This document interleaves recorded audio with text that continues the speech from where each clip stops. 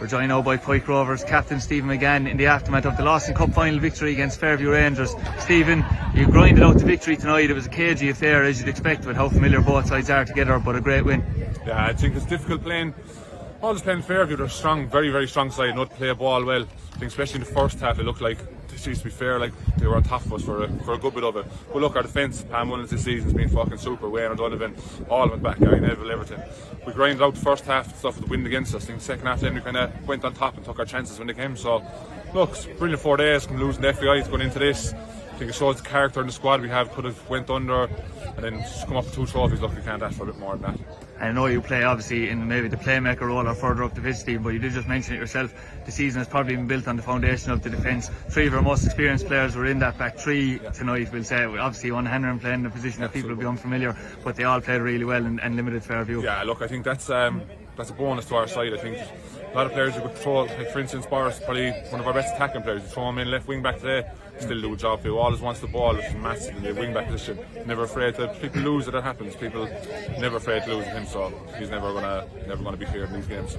And obviously you were winning the game 1-0. Kevin Barry came on and made an impact again. I know he had to go back off again, like the FAI final, but it was a change that, you know, Robbie Wilde felt was need to be made, and it worked out for you. Yeah, so look, Kevin's been like that. He's been lucky this season. Conor Lang, look, Conor Lang's scored 30-40 goals for us this season, and Kevin's been unlucky that he's not starting ahead of him. But you see then what Kevin brings when he comes on. He's physically strong, wins his headers, wins his knock-ons. No matter who you're playing against, like, he's going to win the ball, and come on then and do that in the final like today just proves what type of player he is. Like, he's super.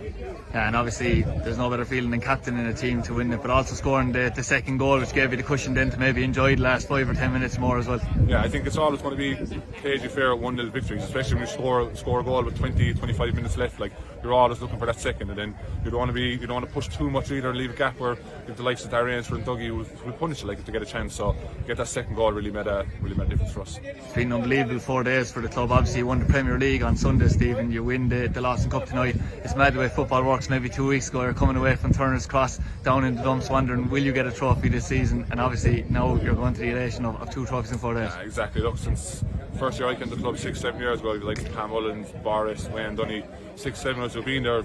Last 3 FAIs, and obviously the third one 2 weeks ago.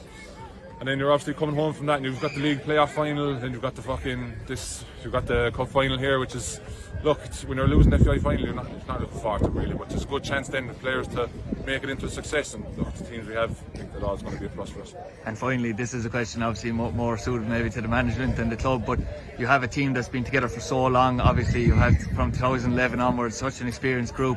Is there the hunger there in that group to go again next year?